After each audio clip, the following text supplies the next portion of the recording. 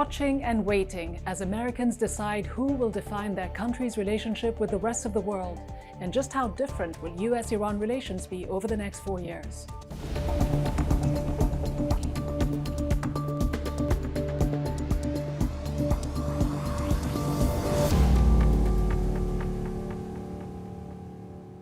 Hello and welcome to the program. I'm Rita Fakhri. Voters in America are choosing their next president as people in governments around the world anxiously await the outcome of the US election, which could have a consequential impact on their own lives. One country that is looking on with a particularly keen interest is Iran. President Trump has led a so-called maximum pressure campaign on Tehran by imposing unprecedented sanctions after pulling out of the Iran nuclear deal. His rival Joe Biden has called that policy reckless and said his administration would change course.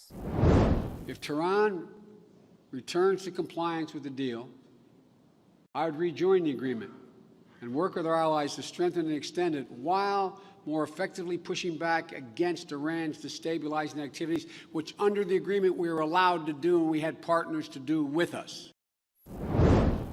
Coming up, I speak with Iran's Minister of Foreign Affairs, Mohammad Zarif, and Donald Trump's former National Security Advisor, John Bolton. But first, we go to Tehran to hear what Iranians hope to see from the next US president. بله، من ترامپ رو ترجیح میدم. ترامپ سیاستمدار نیست. اینو رفتارش در 4 ساله گذشته ثابت میکنه. البته اگه کسی سابقهش رو هم داشته باشه، مطالعه روی سابقهش بکنه، به همین نتیجه میرسه. یه بیزنسمنه. بیزنسمنیه که اهل معامله است و به نظر من اگر کسی زبانش رو بلد باشه و بتونه باهاش معامله کنه، میشه باهاش نتیجه گرفت. به مراتب بهتر از سیاستمدار میشه باهاش نتیجه گرفت. دلیلش مشخصه. معمولاً روابط ایران با دموکرات‌ها تو آمریکا بهتره و طول تاریخ اینو ثابت کرده که ما با دموکرات‌ها بهتر میتونیم مذاکره کنیم و به نتایج مثبتی برسیم. نمونه اخیرش هم برجام بوده که ایران با دموکرات‌ها و آقای اوباما به جمع‌بندی رسیده. لذا احساسم اینه که اومدن آقای بایدن خیلی میتونه به وضعیت اقتصادی و سیاسی ایران کمک کنه، به بهتر شدنش. بین این کاندیداها حالا من ترجیح خاصی ندارم. شاید از نظر روانی مردم فکر کنن که مثلا بایدن بتونه یکم کمک کنه، انتخاب بایدن بتونه کمک کنه به شرایط ایران، ولی به نظر من فقط یک جو روانیه. در دورای میان مدت و بلند مدت از نظر من هیچ تأثیری نداره، به خاطر اینکه آمریکا سیاست خاص خودشو داره و متاسفانه به نظر من حالا اون مشکلاتی که بین دو کشور ایران و آمریکا وجود داره صرفاً با ترامپ به وجود نیامده که الان میگیم با رفتن ترامپ هم از بین میره. ما چندین دهه است که این مشکلات رو داریم. ترامپ، بایدن، اوباما یا هر کدوم از اونا که باشن یا نباشن هم اون مشکلات خواهد اومد. So will a new US administration make a difference in Iran-US relations? Joining me now is one of the key architects of the Iran nuclear agreement, the JCPOA, Iran's Minister of Foreign Affairs, Mohammad Zarif. Foreign Minister Zarif, thanks very much for making the time to join us from Tehran. Well, it's good to be with you. Now, by next Tuesday evening, US time, as you know, the United States could have a president-elect, although it may take longer. Everyone around the world seems to be following this election with keen interest. A lot is at stake for the US, of course, but a lot is also at stake for Iran, isn't it? Well, it is an important election, and it will have implications throughout the world. And I understand it's going to be a seriously contested election, and we may not know Tuesday evening, your time, who has won, but we'll see. For Iran, obviously, we are following the elections, but what is important for us is the behavior from the White House. And unfortunately, during the past 3.5 years, it has been a belligerent behavior, rejecting all norms of international law. And as long as this is the mood in the White House, then there is no future. Well, you accuse them of belligerence. They accuse you of meddling in their elections. In fact, the head of US intelligence, Ratcliffe, recently accused Iran and Russia of cyber interference in the election. US officials say that Iran, in fact, is behind an email campaign threatening Democratic voters if they do not vote for Trump. It may sound counterintuitive that Iran would help Trump, but the US is accusing you essentially of weaponizing voter data to sow chaos and undermine confidence in these elections. What is your reaction to these accusations? The United States is so used to meddling in others' elections that they believe that everybody is meddling in theirs. But it is absurd. As I said, we have no preference for the outcome of this election, and certainly not for President Trump. Well, I expected you to rebut these accusations, but could some political forces in Iran see it as payback? As you say, for years of American meddling in Iran's own elections, dating back to the early 1950s, 1953 and the Mossadegh election. It wasn't a meddling, it was a naked coup d'etat, which overthrew the elected government in Iran. But that is what we have objected to throughout these years, and we do not participate in behavior that we have objected to ourselves. You say you don't have any preference who wins this US election, but how will the outcome affect relations between Iran and the US? A new poll found that 51% of Americans see Iran as the enemy. Is a US-Iran rapprochement possible with Joe Biden? Well, the United States has done a lot of harm to Iran, particularly since President Trump came to office. It is up to the United States to undo the harm that has been done to Iran from the terroristic murder of a revered military officer in Iran, General Soleimani, who is also revered in the region, as you saw in the demonstrations in various parts of the region, as well as the funeral processions for him in Iraq and in Iran. And also, he has inflicted probably close to $250 billion of damage to Iranian economy over the past 2-3 years, in violation of US obligations under Security Council resolution. So whoever sits in the White House has to deal with these. It doesn't matter who sits in the White House. For us, the point is that they need to deal with this. We have never left the negotiating table. We are at the negotiating table with the remaining members of the former P5+1, which is now P4+1.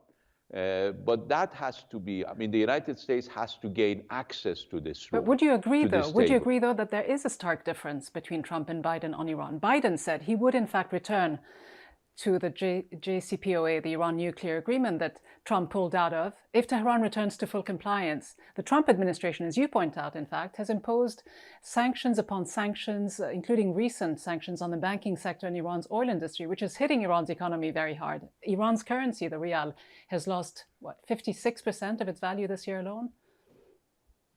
Well, it is true that the United States has imposed a lot of hardship on the Iranian people. The United States has even prevented the Iranian people from access to COVID-19 medicine, in spite of what they're saying, which is a total lie. The United States has closed all our banking channels. So as far as violating, committing crimes against humanity, the United States has a very dark record of it. Whether Vice President Biden wants to change that policy, we will have to wait and see. We haven't seen anything, but I can tell you one thing. The United States, whether it's President Trump or a possible President-elect Biden, is not in a position to put conditions for Iran.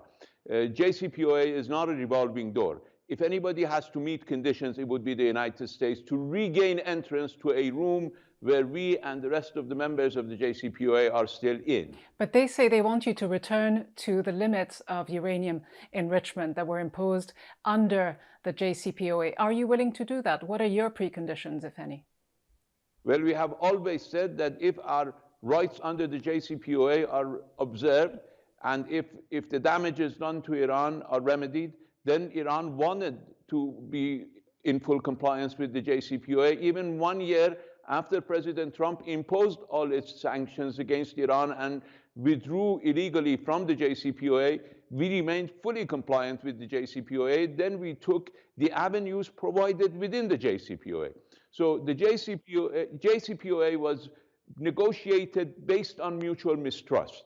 We never trusted the United States, even the previous administration, and I guess the United States did not trust us. So it was based on mistrust. We had instruments of dealing with violations by the United States, and we exercised those instruments. We did not go beyond outside the deal. We are within the deal. So if our rights are recognized, if the bad behavior is remedied, and if damages are remedied, then of course. Well, it sounds like a situation of the chicken and the eggs. What comes first? But are you willing to sit down with a new Biden administration, Minister Zarif? It's not chicken and the egg. They left the JCPOA, so they need to gain a ticket to re-enter the JCPOA. That's all. We are still in JCPOA. But to answer your question, Iran is fully prepared to restore full compliance in the JCPOA by everybody. Does this mean reducing current uranium enrichment levels? Well, it means that fulfilling the obligations by Iran, which includes reducing current enrichment levels. You accuse this administration of sanctions addiction. Will a new administration kick off this addiction, do you think? And in fact, this agreement that we're talking about, the JCPOA, was signed at a time when Joe Biden was vice president. If he is elected, are you ready not just to return to the negotiating table, but to sit down with your counterpart in a Biden administration, a new John Kerry, to resurrect the agreement? Or is it dead and buried in many respects? No, the agreement is not dead. The agreement just basically defeated the United States in the Security Council 13-2. So the agreement is very much alive. While some people in the State Department want it dead, some people in the White House might want it dead, but the agreement is very much alive. It is in intensive care. It requires urgent action by the United States and by the European members of the JCPOA in order to resuscitate this agreement. Iran is prepared to do its part, but it takes a lot of effort on the part of the United States to regain its place on the negotiating table. You say Iran is prepared to do its part, but there are also these competing political dynamics in Iran. In fact, some praised you for reaching this agreement, but others criticized you for making too many concessions. Do you have any regrets? Would you have signed the agreement if you knew that Trump would succeed Obama? And do you think that the hardliners in Iran will allow you to return to the negotiating table? Well, Iran is not a monolith, and we are proud of that we're not a monolith, that there are differences of views in Iran, and those differences are aired. But we have a process of settling those differences, and we use that process. We used that process when we agreed to JCPOA and when we committed ourselves to JCPOA, and everybody saw that the country that was most faithful to JCPOA, both during Obama administration as well as during the Trump administration, was Iran. Others violated even during Obama administration. We wrote letters to the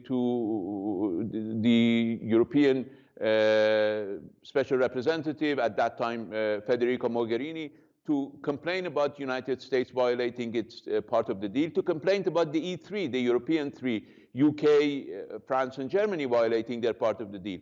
So, but we remain faithful. The United States has tested us, and the United States and the rest of the world have seen that when Iran makes a commitment, we remain true to our commitment. It is, in fact, the United States that has to prove itself.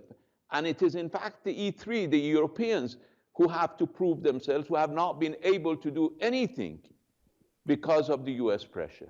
But given the situation as it is, even if Iran did stick to the deal and fulfill its part of the bargain, the situation has evolved. If Trump is re-elected, will Iran have to negotiate?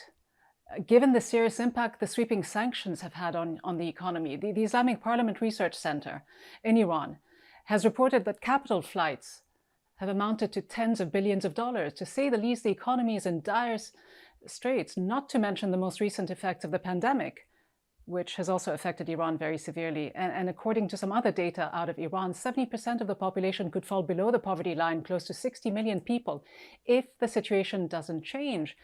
Will you have to change direction? No, it's the U.S. that needs to have to change direction, not Iran. You see, let me just ask you, not ask you, just explain to you what is happening. If Iran allows an agreement that was negotiated with 7 partners to be renegotiated just because one or few of them don't like the outcome of the negotiations, then there won't be any end to it. If you allow a bully to bully you by imposing economic pressure, then the next morning he'll wake up with another demand and he'll ask for another concession, and that would be unending. What we have suffered is because of the United States' inability to accept its responsibility. And the long-term impact of that inability is that no one in the world trusts the word of the United States. Now, it's not just the JCPOA. They violated INF, they violated the Paris Accord, they withdrew from NAFTA, they withdrew from Trans-Pacific Partnership, just name it. They withdrew from UNESCO, they withdrew from Human Rights Council, they withdrew from any place. I mean, maybe they want to withdraw from the White House, I don't know. All right, Foreign Minister Javad Zarif, thank you very much indeed for joining us. A pleasure to speak with you. Thank you. It was good to be with you. You can watch the full interview with Iran's foreign minister at trtworld.com. We now turn to one of the most vocal critics of Iran, John Bolton, who was President Trump's national security advisor from 2018 to 2019. His recently published book, The Room Where It Happened, offers a highly critical insider account of the Trump administration. Ambassador, you are one of the most hawkish voices in the United States on Iran. In your book, in fact, which is quite a fascinating read, you say about the Iran nuclear agreement, quote, "The deal was badly conceived. It was unenforceable, unverifiable, and inadequate." What was unverifiable and unenforceable in the agreement? Well, there really was no way of getting adequate coverage of activities in Iran that might be related to the nuclear weapons program or the ballistic missile program. The notion that we could rely simply on the International Atomic Energy Agency was always insufficient. And really, the deal itself was based on a fundamental lie by Iran that they had never had a nuclear weapons program, a lie that was disproven some years ago by the dramatic Israeli raid that turned up the Iranian nuclear program. Well, hold on. You say a couple of things here. But in fact, the IAEA itself said it had the most robust verification regime in the world that was in place in Iran. The head of the IAEA said all along that the organization and its monitors were able to have access to any location they needed to visit, and that Iran was implementing its nuclear-related commitments. But we know that's not true. We know that's not true. How do you know that's not true? Because the IAEA repeatedly requested access to sites like Parchin and other sites, which the government of Iran repeatedly denied. That was not part of the agreement. They said they had access to, quote, all locations they needed to visit, Ambassador. No, you're simply wrong about that. And you're also wrong about... That's what they say. Applications. They subsequently corrected that. If you look at the records of the International Atomic Energy Agency and the meetings of the Board of Governors, there's simply no doubt that Iran was not meeting its obligations either as a member of the IAEA or under the deal. And that just goes to show if you can't have agreement on something so fundamental as what is allowed under the verification program, you do not have an adequate deal. Well, I'm not sure where you get your intelligence from, Ambassador Bolton, because contrary to your claims, in fact, there was never any hard evidence that Iran was pursuing a nuclear weapons program. Your own intelligence agencies, you'll remember back in 2007, all 16 US intelligence agencies concluded that Iran was not pursuing a nuclear weapons program and in fact had abandoned any such plans several years before.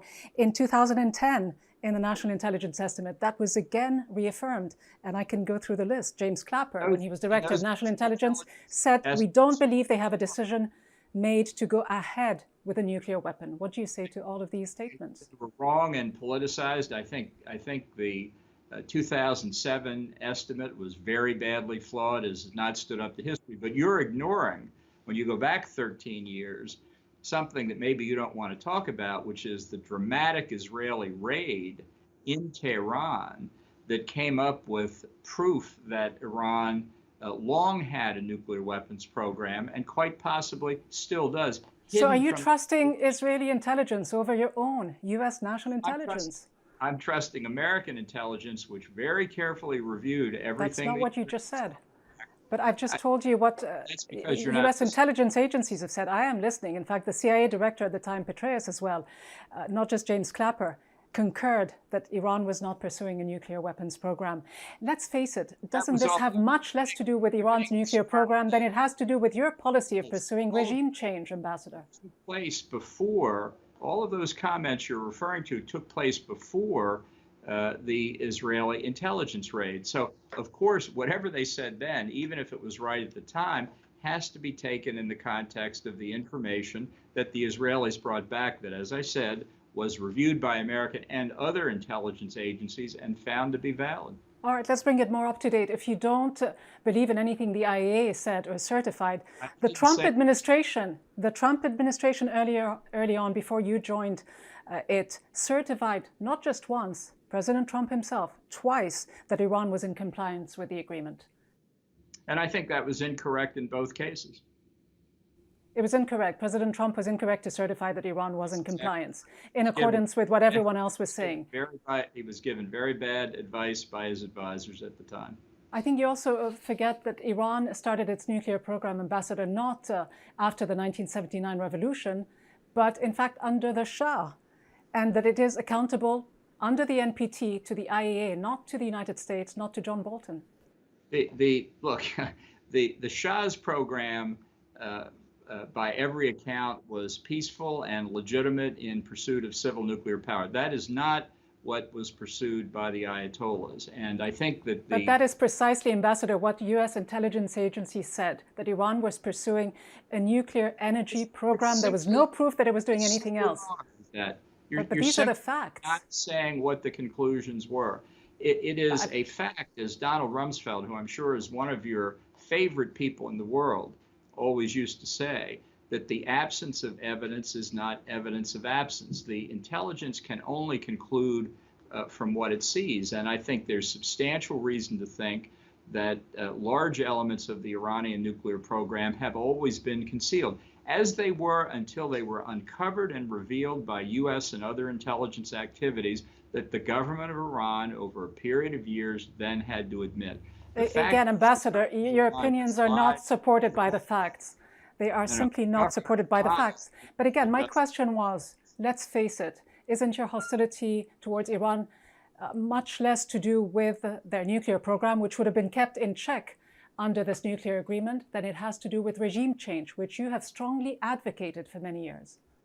I've certainly advocated regime change, but it's in part because of the pursuit of nuclear weapons. And we have never seen any indication at the strategic level that the Ayatollahs have ever given up their pursuit of nuclear weapons, as evidenced by their continued cooperation with North Korea, certainly on ballistic missiles, which are the delivery systems for nuclear weapons, and quite possibly on nuclear weapons as well. Since both again, Ambassador, U.S. intelligence agencies said so much. They said Iran gave up on the pursuit of any nuclear weapons program in 2003. Right. You understand AQ Khan sold nuclear weapons designs to Iran. You understand that, correct? My question wasn't about that, though, Ambassador. My question was about regime change. You said just a couple of months ago, I want to quote you, you said, one of the things that we should look for, Ambassador, if you allow me to ask the question, you said one of the things that we should look for in Iran is the overthrow of the regime. I think it should be U.S. policy to overthrow the Ayatollahs. It's quite extraordinary that you would call so blatantly for a violation of international law. Well, I don't think it's a violation of international law to say that the people of a country should be able to govern it, and to take into account the acts of terrorism which the government of Iran has supported in the Middle East and around the world, and its acts of aggression in the Middle East through conventional forces in aid to terrorism. Peace and security. Now you're interrupting me. I know this program is going to be a series of interruptions. Go ahead. Go ahead.